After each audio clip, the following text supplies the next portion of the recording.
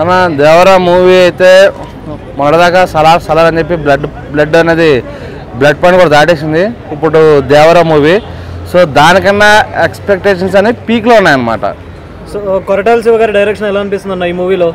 కొరటాల శివ గారికి డైరెక్షన్ కన్నా రాజమౌళి గారి సెంటిమెంట్ ఎక్కువ భయంగా ఉంది సినిమాలో. సో కొరటాల శివ గారి డైరెక్షన్ మనం చెప్పాల్సిన అవసరం లేదు. ఒక భరత్ నేను, ఒక శ్రీమంతుడు, ఒక జనతా గ్యారేజ్, మనం చూసుకుంటే ఒక శ్రీమంతుడు, అన్నీ బ్లాక్ బాస్టర్ హిట్స్ ఉన్నాయి. సో మనకు కావాల్సింది కొరటాల శివ గారి డైరెక్షన్ కాదు, రాజమౌళి గారి సెంటిమెంట్ ఎలా ఉండబోతుందని చెప్పి అడగాలి నువ్వు.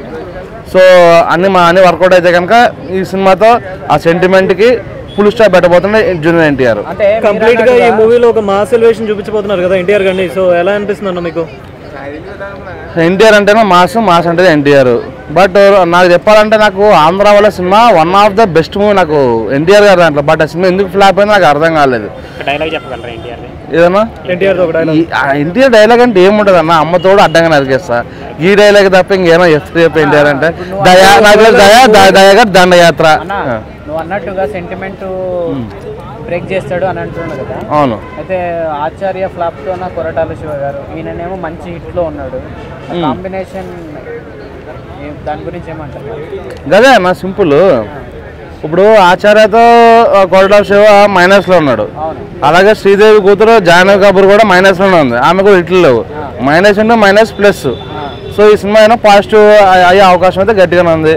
సో మనం టీజర్ కూడా అవసరం లేదు, ఆ పొడ మీద ఎన్టీ రామారావు అని చెప్పి ఒక బ్యాక్గ్రౌండ్ వాయిస్ అయితే రావడం జరిగింది.